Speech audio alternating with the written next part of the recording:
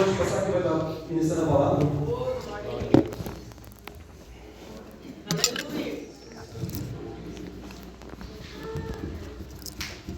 Graça e paz, meus irmãos. Boa noite a todos. Podeis tomar os vossos lugares.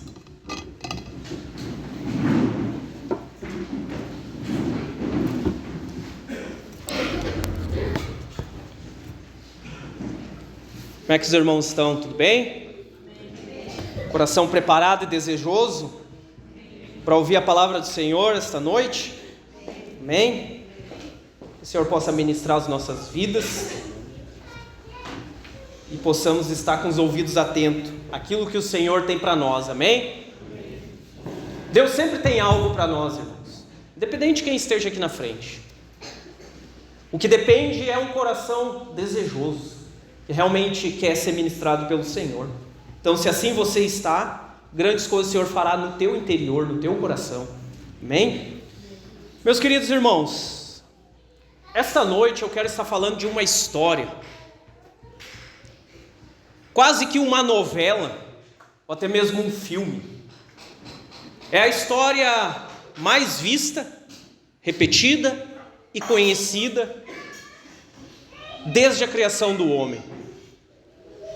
E eu tenho certeza que esta história também é a sua história. É a história de você que está aqui esta noite me ouvindo. Eu quero que você abra junto comigo a palavra do Senhor no livro de Êxodo, capítulo 2. E estaremos lendo do versículo 7 ao 8.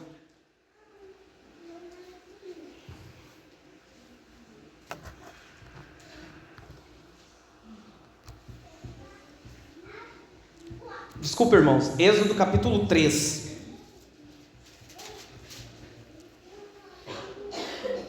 Êxodo capítulo 3, versículo 7 ao 8.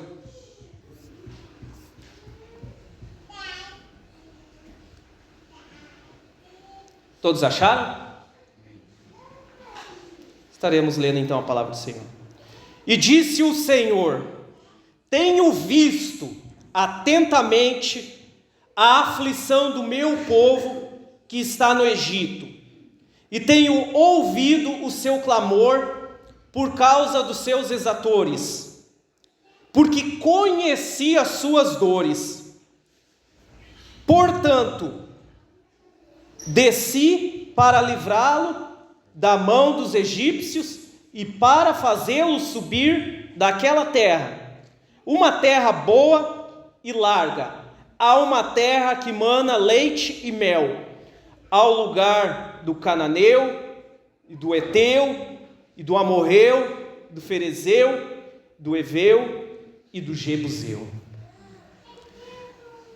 Amados, aqui conta uma história, e como eu falei que parece uma novela, porque tem uma trama, tem um início, tem um desenrolar, tem muitas coisas inclusas nessa história, nesse contexto,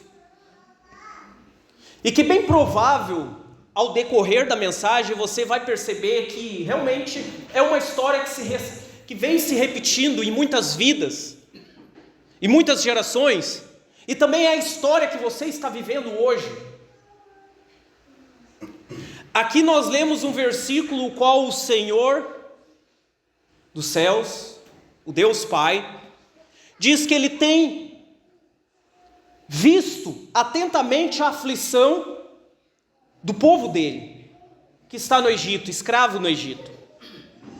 E tem ouvido, mais do que ver, Ele tem ouvido também o clamor, o choro desse povo. E por causa disso, Ele decide descer.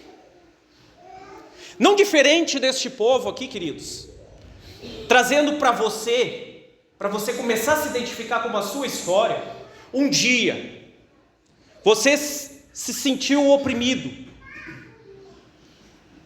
um dia você se sentiu aflito, um dia você se encontrou com dores, um dia, quem sabe, você se encontrou doente, sem uma perspectiva de cura. Um dia você se encontrou com a sua vida, a sua casa destruído de tal forma que a solução que você encontrou, a saída que você encontrou, foi clamar ao Deus dos céus. E Deus, como Ele não rejeita um coração quebrantado e contrito, Ele viu a sua aflição e ouviu o seu clamor. E Ele desceu para agir em seu favor. E Ele começou um processo na sua vida. E quando a gente olha para essa história aqui, irmãos, a gente começa a perceber o início de um processo, de um operar e um trabalhar de Deus na vida do povo eleito de Deus. Este povo estava cansado, havia muita carga sobre a vida deles, havia um peso enorme, um peso absurdo sobre a vida deles, muito trabalho. Eles eram escravos em terra estrangeira, escravos no Egito. E eles clamaram a Deus. E dentro dessa história, nós podemos perceber que no decorrer e no desenrolar, há alguns desafios que este povo enfrentou, e é o mesmo desafio que hoje nós enfrentamos, que os nossos pais, os irmãos da antiguidade, também enfrentaram esse desafio. Aliás, eu posso dizer que este povo, que foi chamado pelo Senhor para tirar da terra de escravidão, para tirar da terra de aflição, e foi dirigido e orientado para uma terra, o qual havia sido prometida pelo Senhor, uma terra boa, uma terra próspera, uma terra produtiva, uma terra que mana leite e mel, como o termo que é usado aqui na Bíblia. Eles tiveram que passar por um deserto. E assim é você que aqui está me ouvindo. Um dia você clamou ao Senhor e Deus disse: eu tenho grandes planos sobre a tua vida. Eu quero te levar a um lugar que jamais você imaginou. Eu tenho uma nova terra, um novo céu para você. E você ouviu esta mensagem. E mais do que ouviu, você aceitou.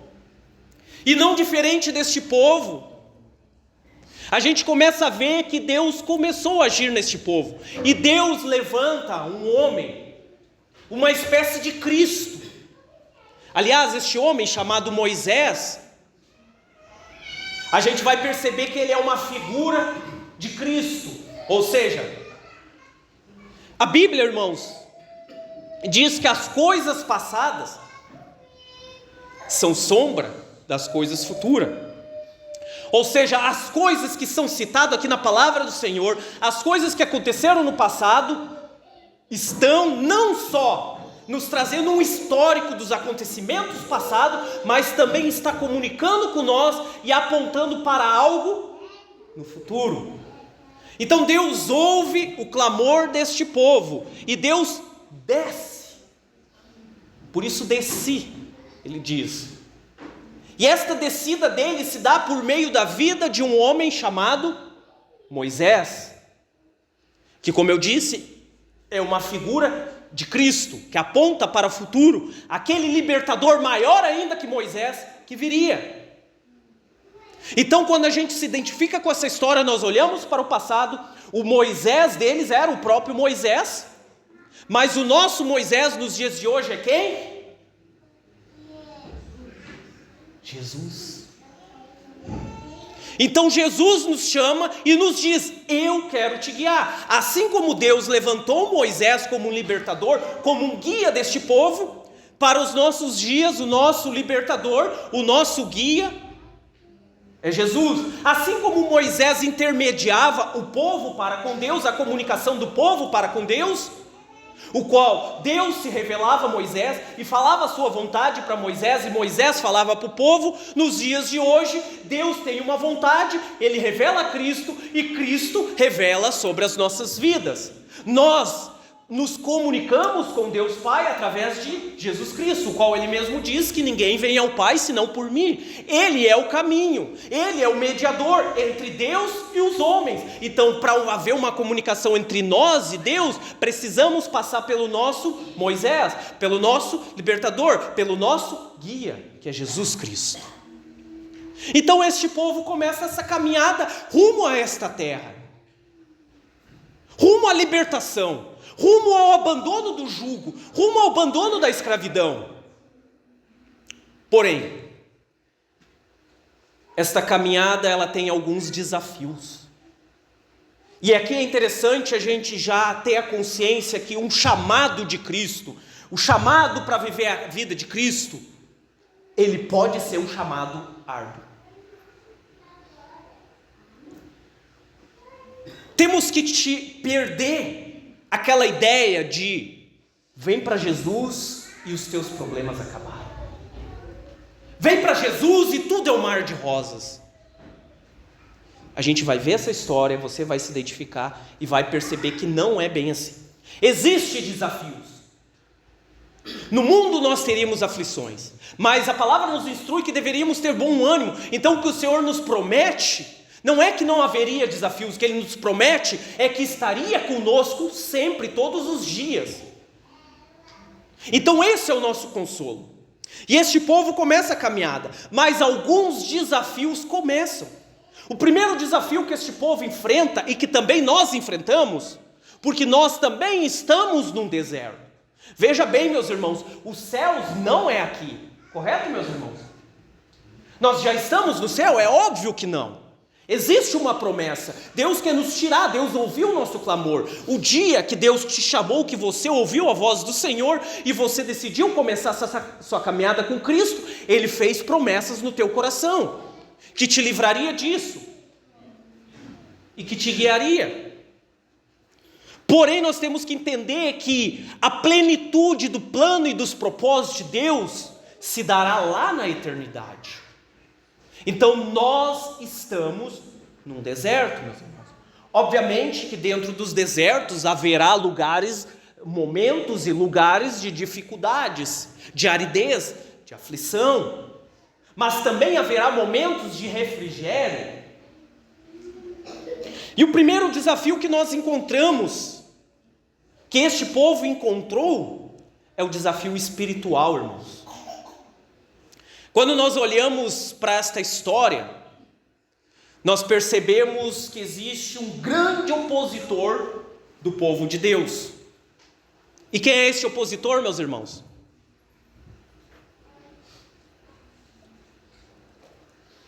Quem é a figura de homem que é o grande opositor deste povo no Egito? Faraó.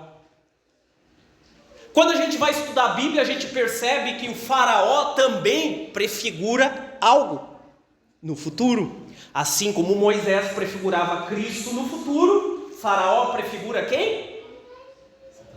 Satanás, o inimigo das nossas almas, o adversário, que quer nos oprimir, que quer nos afligir, que quer nos tornar servos dele, assim como o faraó estava fazendo com este povo. Então este é o primeiro desafio.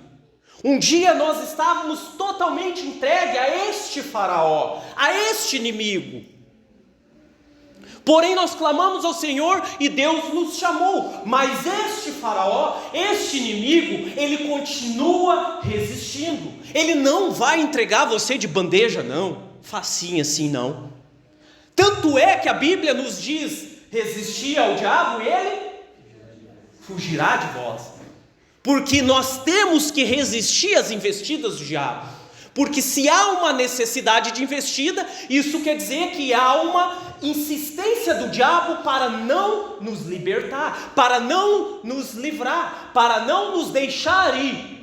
Como diz Moisés, em nome do Senhor: deixai ir o meu povo. Mas aqui Faraó se levanta contra esse povo. E aí Deus chama Moisés e diz: Moisés, vai, que eu falarei por meio de ti. Vai diante de Faraó. Moisés primeiro fala com o povo, ministra essa mensagem daquilo que Deus revelou, e o povo queima o seu coração e aceita e quer ir em direção à Nova Jerusalém, em direção à terra que mana leite e mel. E aí Faraó vai conversar Moisés vai conversar com Faraó e diz: deixai o meu povo ir. E Faraó, que não queria libertar esse povo, queria continuar com este povo escravo nas mãos dele, tirando lucro em cima deste povo. Faraó diz: não, este povo está ocioso, esse povo não tem o que fazer, este povo precisa de mais trabalho. Como diz aqui no capítulo 5, a partir do versículo 6, ali você pode conferir.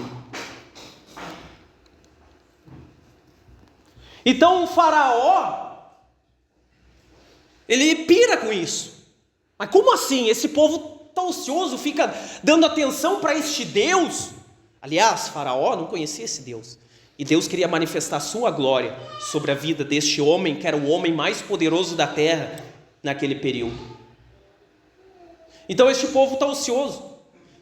Ocupem este povo, ele diz para os seus exatores, como diz o termo aqui, ou seja, para os seus opressores. Ocupe este povo, distraia este povo, porque eles estão ociosos, eles estão tendo tempo para buscar coisas que não devem.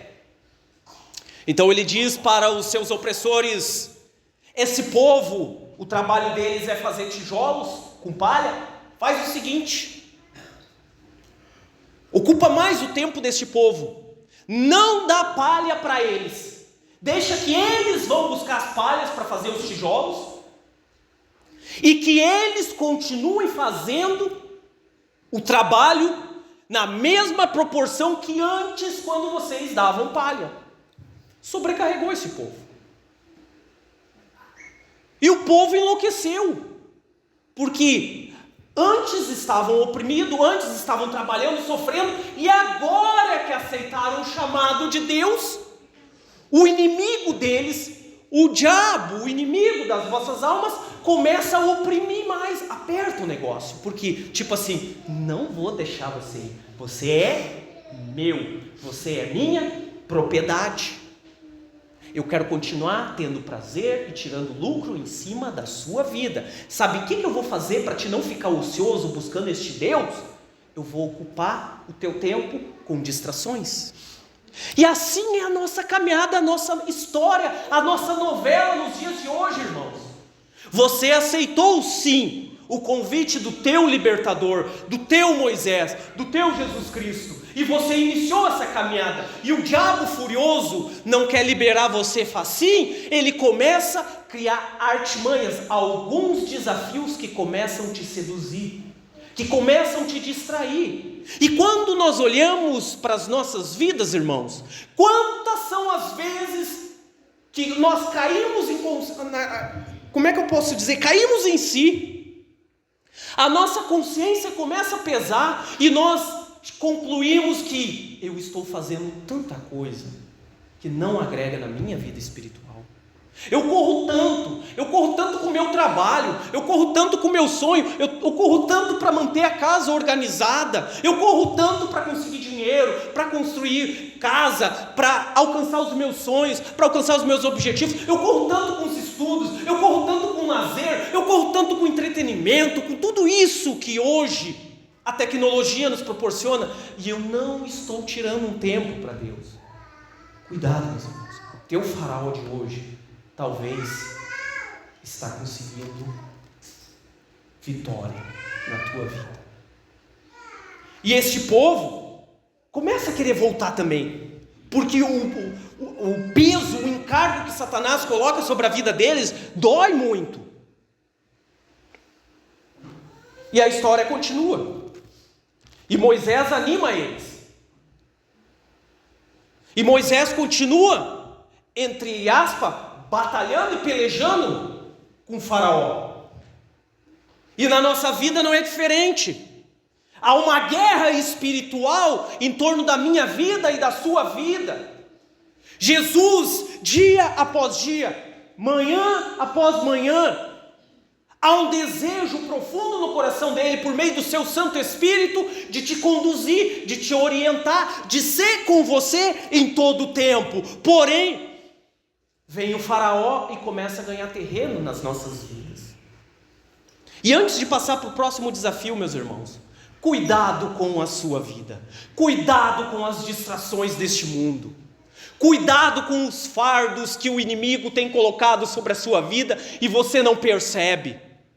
Porque no final das contas isso fará você abortar o plano salvífico do Senhor. No final de tudo isso, você não cumprirá a vontade de Deus sobre a sua vida e você não alcançará a terra prometida. Mas como assim, irmão? Você está falando apenas de entretenimento, apenas de ganhar dinheiro, apenas de um trabalho, apenas de um estudo, apenas de lazer. E não é pecado essas coisas. O problema é quando isso ocupa o nosso tempo de uma forma exacerbada, de uma forma que acaba virando um pecado nas nossas vidas, que é uma forma que rouba o nosso tempo e a nossa intimidade com Deus. Eu costumo dizer, irmãos, que tempo não existe vácuo. Como assim? Não existe vácuo. Não existe tempo sobrando. O que acontece é, antes eu tinha esse compromisso, não tenho mais este compromisso, eu não fico com tempo vago, eu já ocupo o meu tempo, seja com ociosidade, seja com internet, seja ficar fuçando na Facebook, nas redes sociais, longas horas, seja antes eu estudava, agora eu vou começar uma academia, antes eu trabalhava, agora eu vou começar a correr, agora eu vou começar a fazer isso. A gente sempre ocupa o nosso tempo com algo. Então o tempo nosso não existe vago. Então, se começa a sobrar tempo para gente, e a gente não atenta para isso, como a gente está usando o nosso tempo, daqui a um pouco nós estamos sobrecarregados das coisas do mundo, e nada sobra para as coisas de Deus. Tudo isso nós devemos fazer: trabalhar, conquistar, correr atrás, conquistar os nossos sonhos. O que não pode ocorrer é isso perder, isso ser a primazia nas nossas vidas, porque a primazia é o teu tempo com Deus, a primazia é a tua intimidade com teu Deus, com teu Senhor, com o Espírito Santo, que anseia ouvir a tua voz, anseia ver você rasgando e abrindo o seu coração, e assim quando você entende, assim o faz, o teu trabalho prospera, assim quando assim você o faz, o teu momento de lazer é algo saudável para você, assim quando você assim o faz, o teu momento de entretenimento agrada ao Senhor, porque você está se divertindo de forma saudável. E assim quando você o faz, você ir fazer um exercício físico, cuidar do seu corpo, como a Bíblia também nos orienta, ter um cuidado com o nosso corpo, o templo do Espírito Santo, isso agrada ao Senhor, porque você está fazendo da forma correta, não está dando lugar ao diabo. Então o primeiro desafio é esse, meus irmãos. O inimigo ele não vai te entregar facinho, não. Ele vai criar distrações, seja te dar um excesso de trabalho, como ele fez com este povo. Ocupa a cabeça desse povo, eles estão ociosos, eles estão tendo tempo sobrando. E o segundo desafio que nós enfrentamos,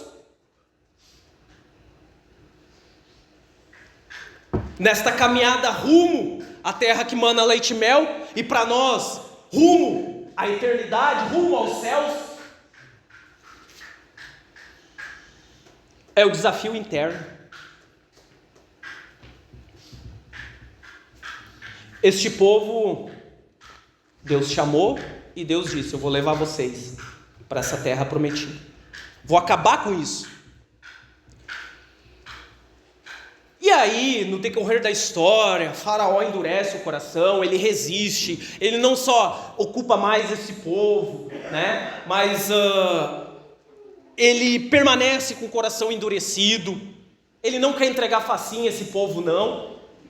E aí Deus, para trabalhar, não só no povo dele, mas trabalhar no Egito, escute bem, irmãos, para trabalhar no Egito, Deus manda as 10 pragas lá, para quê? Para mostrar também para aquele povo quem era o verdadeiro Deus, e também para mostrar para o seu povo que ele também era poderoso. Então Deus chama esse povo, depois das 10 pragas, esse povo acaba indo e Faraó não resiste, ou seja, o povo resistiu com a graça de Deus, e Faraó não resistiu e liberou eles, ou seja, eles resistiram ao diabo e o diabo o liberou, e eles foram. Porém, o primeiro obstáculo, o primeiro desafio, foi o desafio também interior deles. Que a palavra diz que eles chegaram diante do Mar Vermelho e ali travaram. Como diz um ditado no quartel, colaram as placas. Atrás, porque nisso depois Faraó se arrependeu, né? Depois das 10 pragas, ele liberou o povo, mas ele se arrependeu, ele juntou os seus exércitos e foi atrás do povo. Olha só como ele é insistente, meus irmãos. E aí esse povo olha para trás, quem sabe um para o outro dizendo: meu irmão, olha isso, olha, veja lá longe uma nuvem se levantando. Quem sabe, não está na Bíblia, mas quem sabe eles conjecturando e falando assim, aquela nuvem é uma nuvem bem característica de carroças e cavalos, e eles vêm com tudo, e pelo tamanho desta nuvem, não é pouca gente não, é um grande exército, e talvez não olhe, e é Faraó, é o nosso inimigo, ele está vindo de volta atrás de nós achamos que estávamos livres, mas ele não desistiu, e como nos vencer, eles estão perto, e adiante de nós tem o mar vermelho, e o que nós vamos fazer? E eles começaram a clamar, bateu medo no íntimo deles, e eles esqueceram quem chamou eles, quem convidou eles, e a falta de fé predominou no coração deles. E eles esperavam um milagre. E Deus tinha um milagre preparado para eles sim, para fazer. Uma maravilha para fazer. Porém, antes de um milagre acontecer sobre a vida deste povo, algo tinha que acontecer no coração deles. Fé. E fé, ela nada mais é que atitude. Aí Deus, por meio do seu mediador Moisés, diz: diga para esse povo, por que estão clamando? Diga a eles que marchem. Não parem, não travem. Eu vou fazer um milagre, mas antes eu preciso e quero de uma atitude sua. E aí nós começamos a perceber, irmãos, que Deus quer fazer uma grandiosa obra na nossa vida. Muitas vezes Ele quer operar milagres na nossa vida, mas antes precisa uma atitude nossa. Quantas são as vezes, irmãos, que queremos uma mudança de vida, às vezes em problemas pontuais, nós clamamos a Deus: Senhor, Tu não está vendo a minha situação. Quantas vezes passamos por problemas financeiros, a situação aperta, está quase faltando alimento, e aí eu oro a Deus e choro a Deus: Senhor, Tu não está vendo a minha situação, Tu não está vendo o Teu servo passando por privações, a Tua palavra não diz, fui moço e sou velho e nunca vi um justo do Senhor desamparado, o que está acontecendo? E esquecemos que antes de Deus operar um milagre na nossa vida, precisa ter atitude nossa. Usando esse exemplo do problema financeiro, às vezes queremos que Deus multiplique as nossas finanças, mas antes a gente não faz aquilo que compete a nós, que é ter diligência com as nossas finanças, que é ter um cuidado como nós utilizamos o nosso dinheiro, como nós usamos aquilo que o Senhor nos deu. Nos enchemos de conta, somos levados pelos prazeres, pelas emoções, pelo consumismo desta vida, e aí depois queremos clamar e dizer: Senhor, faz um milagre na minha vida. Eu já ouvi testemunho, Senhor, que um servo Teu clamou a Ti, foi lá no banco e lá tinha um grande dinheiro no banco, e tem testemunho assim, eu acredito que é verdade, irmão. E por que, Senhor, Tu não faz na minha vida? E aí Deus diz: pare de clamar, marche, tenha atitude, faça você a sua parte, que eu farei a minha. As coisas que estão dentro da nossa capacidade, da nossa responsabilidade, ela é compromisso de quem, meus irmãos? Nosso. Mas as coisas que fogem à nossa capacidade, que fogem à nossa alçada, aí é compromisso de Deus. Aí Deus, se for segundo o seu propósito e a sua vontade, que ela é boa, que ela é agradável, que ela é perfeita, aí Deus entrará com providência, aí Deus operará um milagre se necessário. E assim foi com esse povo. Diga para esse povo parar de clamar, entre aspas, diz para esse povo parar de orar até mesmo, embora que a oração ela é necessária, ela é útil na vida de um servo do Senhor, mas tem momentos que você precisa largar a oração e agir, e fazer a sua parte. Então Deus diz, diga para esse povo parar de orar, parar de encher os meus ouvidos. Aqui é tradução minha, amém, irmãos? Diga para esse povo parar de encher os meus ouvidos. Estou cansado de ouvir burburinho, milhares de pessoas aí gritando nos meus ouvidos. Diga para eles tomar uma atitude. Se eu chamei, eu vou sustentar, eu vou fazer aquilo que foge à capacidade desse povo. E a esse povo, segundo a orientação do seu grande libertador, Moisés, eles marcharam. E o milagre aconteceu. O mar se abriu. E eles viram algo sobrenatural. Porque primeiro eles fizeram a parte deles. E Deus fez a dele. E vem o faraó com o seu exército atrás. E adentra o mar junto. Aquele vão que se abriu no mar, os exércitos do faraó entram junto. Mas quando o último homem, que ouviu a voz do Senhor e marchou, pisou na areia e saiu do mar, o mar se fechou. E eliminou de vez o inimigo. O mar se fechou e matou todo aquele exército de faraó. Aqui podemos dizer que é o momento que nós viramos uma chave na nossa caminhada cristã. O momento que nós entendemos que nós temos poder e autoridade sobre o inimigo. Que agora já não devo temer tanto o diabo. Escute bem o que eu vou falar. Eu sei que você é maduro para entender o que eu vou falar, que o diabo continua agindo. Mas eu já não temo mais o diabo. O único temor que agora eu tenho é de mim mesmo. Porque o único que pode impedir, abortar e cancelar os planos do Senhor sou eu mesmo.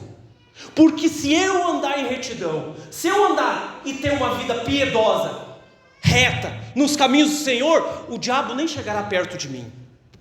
E aí esse é um dos maiores desafios que nós temos, meus irmãos. É contra nós mesmos, porque diariamente nós somos tentados. Este povo aqui já não tinha mais um faraó oprimindo eles, ameaçando eles. Deus eliminou, mas aí começa a murmuração.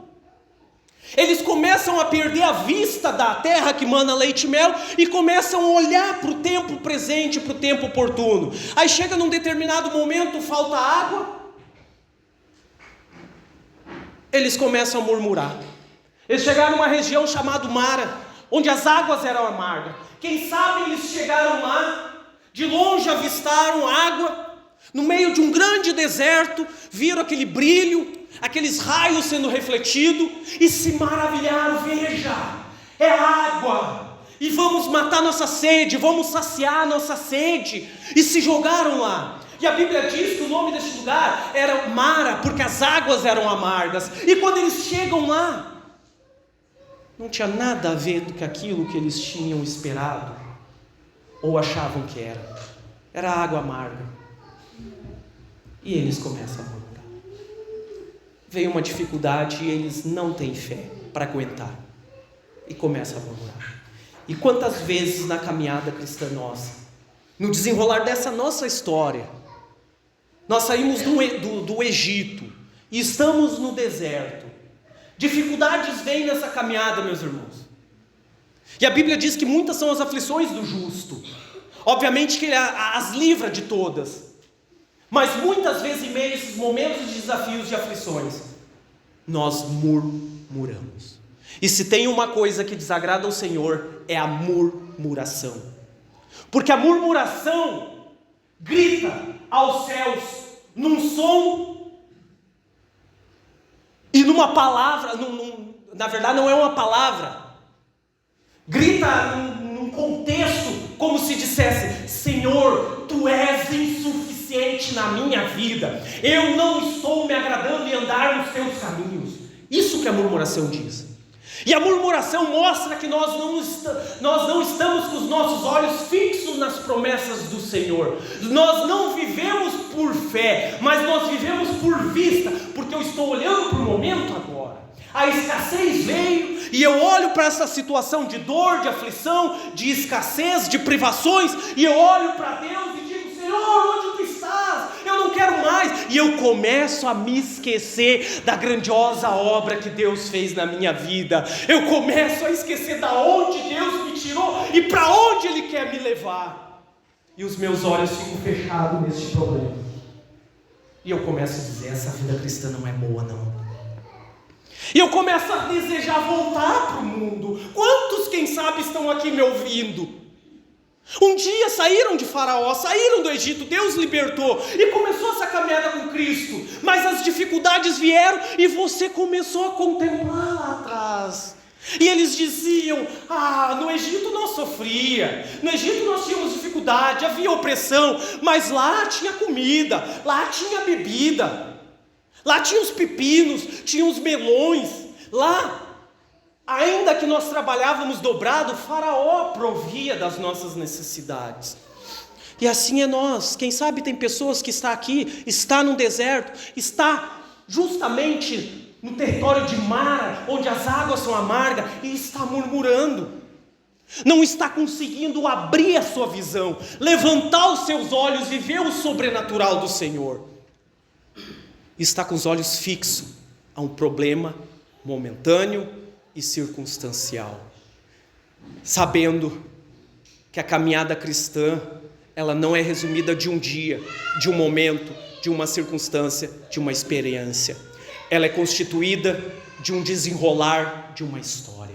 Então você que talvez tenha murmurado, e eu não conheço a vida dos meus irmãos em particular, talvez tem pessoas aqui que murmuram ou não estão murmurando, e os que não murmuram, recebam essa palavra para que não venha murmurar quando vir a dificuldade. Eu quero dizer para você: abra a sua visão, porque aquele que te convidou, ele vai com você até o fim se você fizer a sua parte.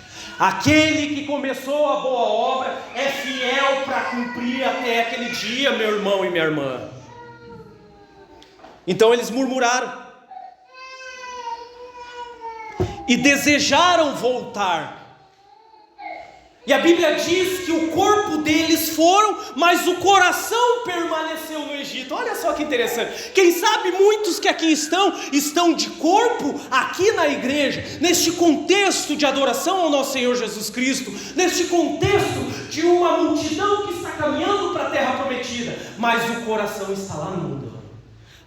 Que saudade quando eu tinha uma vida livre. Que saudade quando eu fazia o que eu queria. Que saudade quando eu me divertia. Era escravo, pobre, cego e nu e não sabia. E começa a se vislumbrar. E olha, irmãos, eu já vi crente dizer: que saudade de determinado tempo. É complicado isso, irmãos. E mais do que dizer que saudade, começar a voltar. Não, queridos, nós não somos dos que retrocedem para a perdição, mas são dos que permanecem para a redenção em Cristo Jesus. Não volte não, meu irmão. Atire os teus olhos do passado. Aquele que botou a mão no arado jamais deve olhar para trás, meus irmãos. Aquele que começou essa obra não pode olhar para trás, porque isso diz respeito à tua vida, à tua salvação, à tua eternidade. Então eles desejaram. E passado isso, Deus fez um milagre. Deus se indignou com a murmuração deste povo ali em Mara. Aí Deus transforma essas águas em água doce, para você ver que Deus nunca nos deixa na mão. É nós que murmuramos, é nós que não suportamos, é nós que não temos paciência. Deus proveu, veio água doce, mataram sua sede. Aí Deus, querendo trabalhar nesse povo, chama o seu servo Moisés para subir ao monte e lá dar algumas leis para Moisés, porque essa caminhada com Cristo, meus irmãos, esta caminhada para a terra que mana leite e mel, não é a bangu, não é de qualquer jeito, não tem regras, tem leis, tem um caminho, tem uma forma, tem um estilo de vida que devemos se sujeitar. Inclusive estas leis estavam inclusas coisas no futuro, quando lá eles chegassem nessa terra. E aí, lá está o líder deles, o libertador deles, no monte. E já faz 40 dias que esse homem está lá e não desce. E o povo, como é um povo impaciente, eles começam a se inquietar.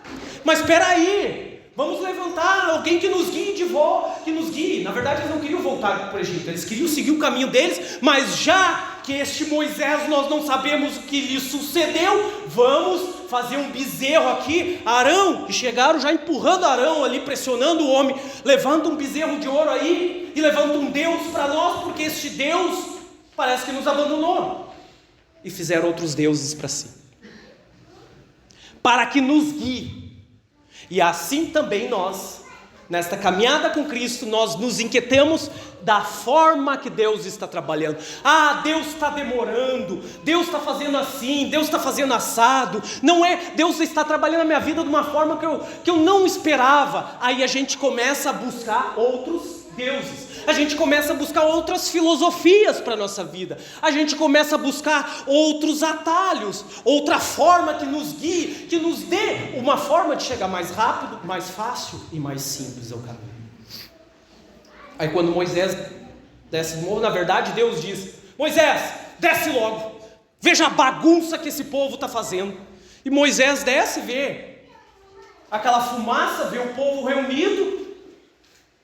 O povo já estava com um bezerro de ouro formado, e já estava adorando e pedindo direção. E tem muito crente que já entrou num sincretismo religioso, um sincretismo que absorve a filosofia cristã, num sincretismo que absorve um pouco da filosofia espírita, num sincretismo que absorve um pouco da filosofia budista também, num sincretismo que também absorve a filosofia cristã, mas todas as ramificações cristãs, e aí ele faz uma salada de fruta que na verdade não é nada e não tem nada a ver com Deus verdadeiro. Está contaminado o caminho. Esse é o maior desafio nosso. E terceiro e último desafio, irmãos.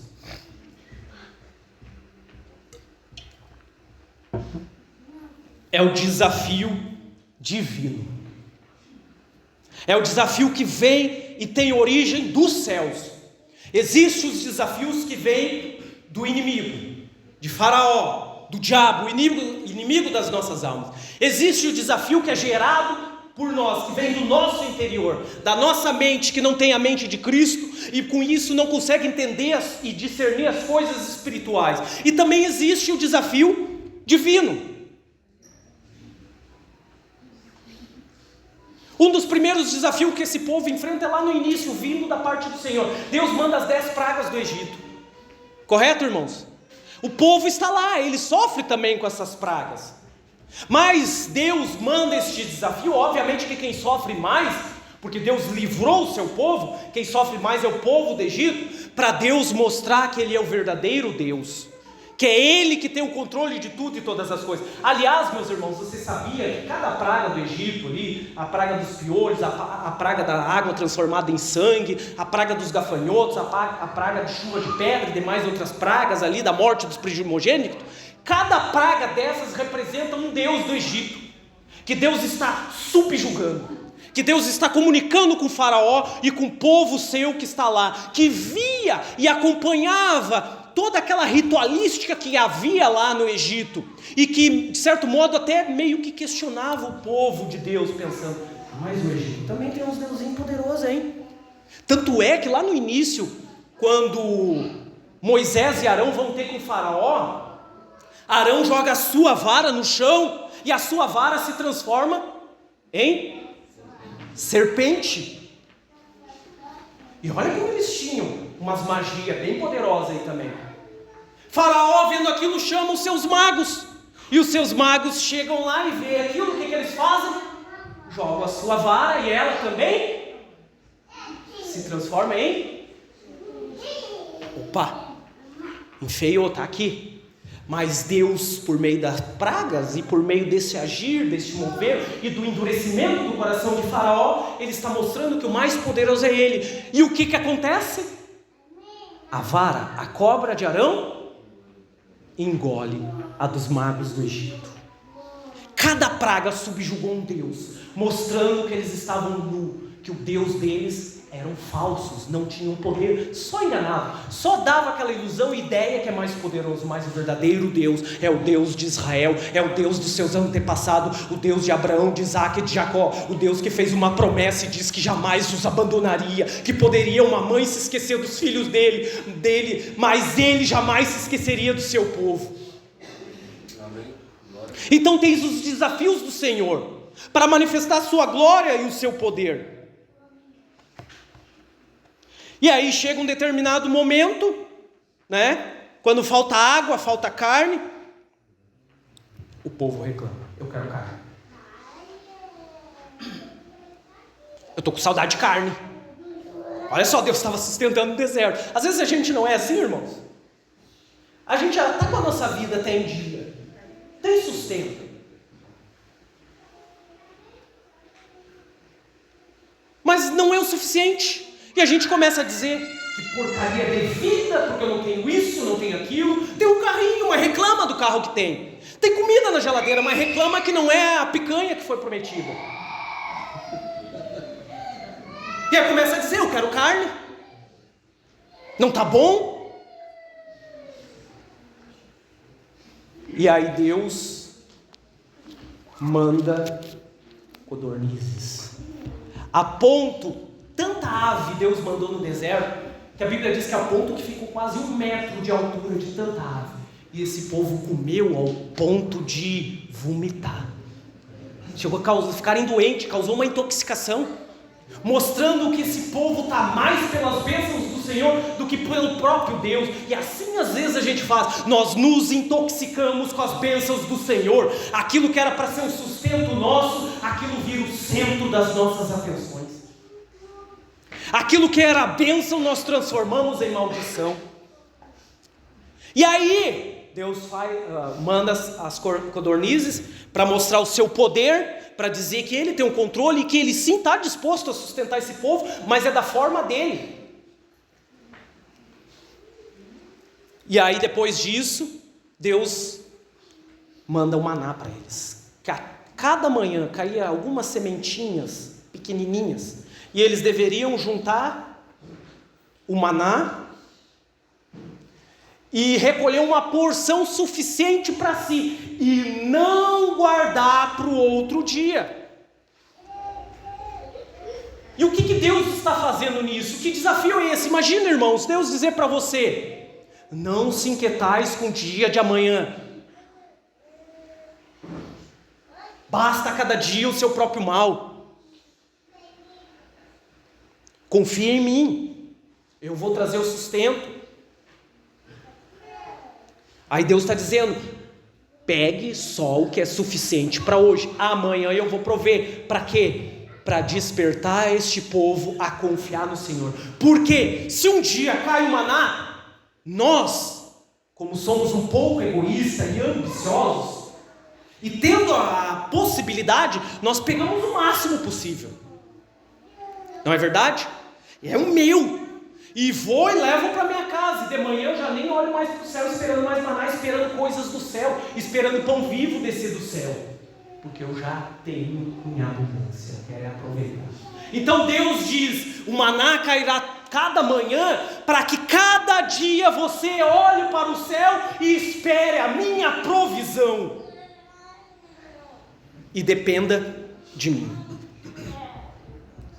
Aliás, irmãos, também um desafio que Deus mandou para este povo. Olha só, como tem desafios que Deus nos manda e é para o nosso próprio bem. Mas como nós não conhecemos a história completa, o desenrolar desta novela, não conhecemos o final deste filme, nós duvidamos de Deus. A Bíblia diz que quando este povo começa a caminhada no deserto, Deus manda eles por um caminho mais longe. Opa! Mas é Deus que está me guiando? Como é que Ele está me dirigindo por um caminho mais largo, mais longe? E eu estava olhando o mapa ali, Deus impediu eles de ir pelo caminho mais comum, que era o caminho que adentrava ali pela terra dos filisteus, que era o caminho meio próximo à praia, o mar Mediterrâneo ali, que ali era comum as rotas. Então Deus pensou, se eu mandar este povo pelo caminho mais curto, ali passa o próprio Egito, ali vem a provisão para o Egito e sai do Egito para outras regiões. Esse povo não vai suportar talvez os salteadores, os ladrões, talvez o exército do Egito e até mesmo o próprio filisteu. Então eles vão olhar para a guerra, para o armamento desses povos, e eles vão desfalecer. Olha só, Deus sabe, conhece os teus limites, meus irmãos. Ele sabe quando você não vai fraquejar e não vai resistir, e quando Ele vê isso, Ele te livra. Aí a Bíblia diz que Deus mandou eles e guiou eles por um caminho mais longo. E como eu disse, eu estava pesquisando o mapa, olhando o mapa, é um caminho que dá quase 3, 4 vezes a distância do caminho mais viável e correto. Por quê? Porque Deus conhece o passado, o presente e o futuro. Deus conhece o desenrolar de cada ato, cada atitude da sua vida, cada decisão, cada fazer da sua vida. Deus sabe quais os desdobramentos daquilo. E se Ele permite uma adversidade, se Ele permite um desafio na sua vida, é porque Ele já está se antecipando em teu favor, meu irmão e minha irmã. Ele está te livrando de algo maior, porque lá esse povo ia desfalecer, talvez ia morrer, talvez não ia aguentar, e talvez eles não tinham um armamento, eles não tinham um exército formado. Imagine só, um povo escravo que sai de um ambiente de escravidão, não tem arma, aí encontra lá, numa rota bem comum, muito movimentada, encontra lá também os filisteus, já com um exército formado, eles vão fraquejar e nem vão vencer, e Deus livra eles. Então o que eu quero dizer para você, meu irmão e minha irmã, esta noite: Deus está no controle de tudo e todas as coisas. E se há uma dificuldade na tua vida, reflita, será que não é da parte de Satanás, do adversário das nossas almas? Isso é barbada, é só eu andar em piedade, é só andar no caminho reto, é só andar em agrado ao Senhor. O diabo já não tem mais lugar na minha vida. E será que os desafios que eu estou enfrentando não são os que eu mesmo crio? Não são os desafios que eu murmuro? Que eu não creio em Deus, não consigo levantar os olhos e ver o sobrenatural? E será que esses desafios que eu estou enfrentando não são os desafios oriundos dos céus, permissões de Deus, querendo o melhor para mim? Esse é o nosso deserto, meus irmãos. Essa é a nossa caminhada com Cristo. E ali no decorrer do desenvolvimento desta caminhada no deserto, Deus envia as suas leis para orientar este povo a seguir este caminho da forma correta. Porque, queridos, escute uma coisa: Deus não age sem propósito. Tudo que Deus faz na nossa vida, quer doa, quer gere prazer, quer qualquer tipo de resultado ou circunstância que gere na nossa vida, Ele faz com um propósito, e o seu propósito é o melhor para a minha e para a sua vida. Amém. Você está num deserto, meu irmão. E para finalizar, eu quero ler um versículo que se encontra em Hebreus capítulo 3.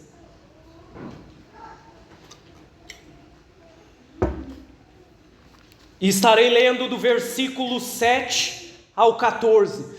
Isso aqui já é o Novo Testamento. Lembra, as coisas passadas são sombra das coisas futuras.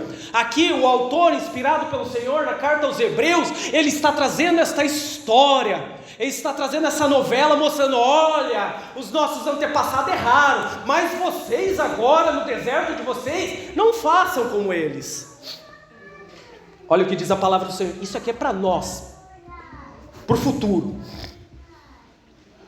Portanto, como diz o Espírito Santo, se ouvires hoje a sua voz, não endureçais o vosso coração, como na provocação no dia da tentação no deserto, onde vossos pais tentaram e me provaram, mesmo vendo por 40 anos as minhas obras, ou os meus milagres. Por isso me indignei contra esta geração e disse: estes sempre erram em seu coração, e não conheceram os meus caminhos.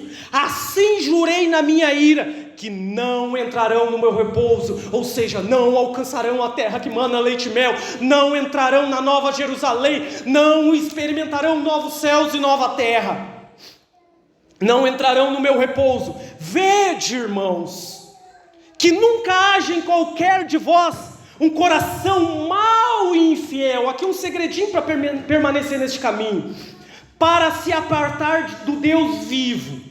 Antes exortai-vos. Olha o papel da igreja, nós estimularmos uns aos outros. Meu irmão, não fica no caminho, não murmura. Antes exortar-vos uns aos outros todos os dias, durante o tempo que se chama hoje. É agora que devemos ser exortados pelo Senhor, e é agora a decisão, para que nenhum de vós endureça pelo engano do pecado. O pecado engana e nos ilude, porque nós não nos tornamos participantes de Cristo se retivermos firmemente o princípio da nossa confiança até o fim. O que a palavra está dizendo? Lá no passado muitos pecaram e falharam. Houve um povo que murmurou, não sucumbiu aos desafios do interior, aos desafios espiritual, aos desafios oriundos do céu, e sucumbiu e não entraram, nem sequer puderam ver a terra prometida, e ficaram no caminho, ficaram no deserto. Nadaram e morreram na praia. Mas a Bíblia está dizendo hoje: se você ouvir a voz do Senhor, não endureça os vossos corações, como os vossos pais tentaram o Senhor e provocaram a ira do Senhor lá no Egito, porque você vai alcançar as promessas do Senhor. Amém, meus queridos? Se coloque de pé neste momento. Amados, como eu falei, isso é uma novela. É uma história. Novela é algo fictício, mas parece uma novela. É a história, a novela, o filme mais repetido e que continua repetindo. Tem muitas histórias aqui que talvez é a mesma coisa destes. E aí dentro disso, eu me lembrei do passado, um programa que tinha na TV, o qual tinha uma pequena trama, um pequeno filme, e que no final quem decidia era o telespectador. O você decide.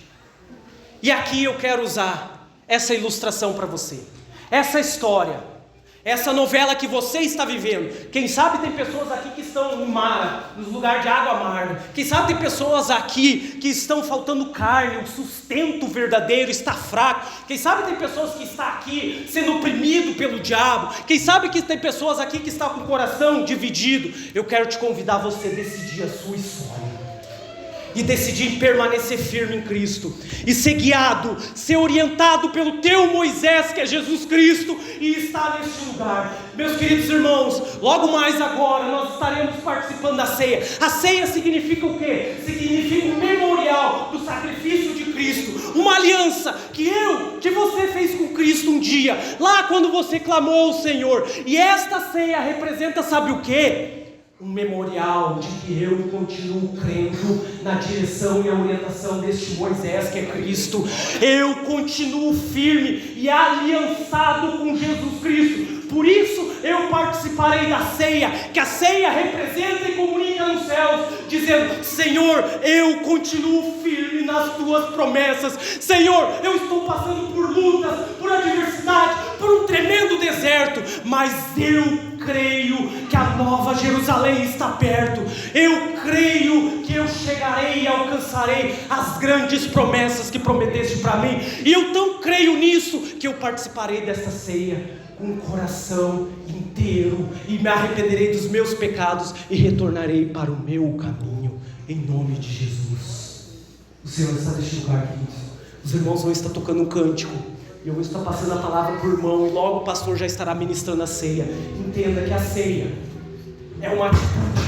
Se houver algo verdadeiro no seu coração, uma atitude que você está comunicando aos céus, que você continua firme nos propósitos, que você continua ouvindo e sendo dirigido pelo teu Moisés, que é Jesus Cristo, e que está neste lugar, queridos, em nome de Jesus. Deixa o Senhor ministrar o teu coração nesta noite, em nome de Jesus.